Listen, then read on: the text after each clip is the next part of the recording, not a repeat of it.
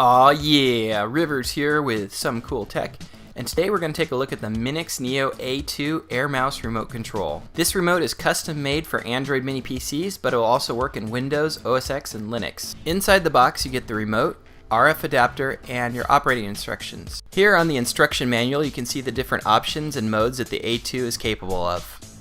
As far as build quality goes, I feel like the A2 is one of the best remotes I've tested so far.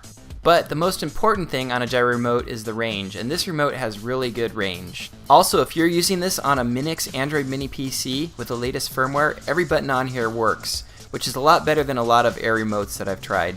Now let's take a closer look at the buttons on the remote. So you've got a power button that can also be used to reset and sleep. You've got a speaker for video calls, your mute button, your task manager button, menu button, home button, your multi-directional button with your select or left button in the middle. You got your back button, enter button, game mode button, volume down, volume up, your app drawer button, rewind, play, fast forward, and a microphone for voice to text.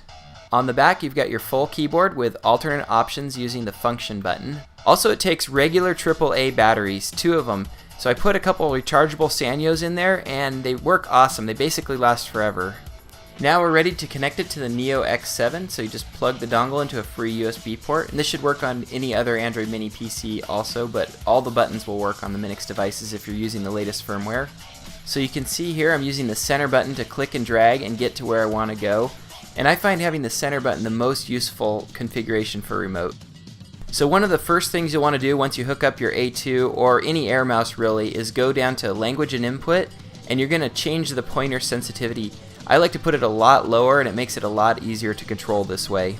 The only issue I've had on the remote so far is the audio comes out of the speaker on the remote, and you can switch that in the settings to come out of the TV, but when you restart the Android mini PC it goes back to coming out of the remote. Minix says they're working on a fix for this, but what I did as a workaround is I created a shortcut to the audio section of the settings and put it on the desktop. This could be fixed in the latest firmware release, so we'll have to see. Here you can see some of the different buttons working on the remote, so here you can see the background tasks. And here if I hit the power button it goes into sleep mode. But if I press and hold the power button for a couple seconds, it'll give you the option to either reboot, sleep mode, or power off. Next up, let's take a look at the microphone on the remote. When is the Galaxy Note 3 coming out? So I could get it to work from up to about 10 feet away.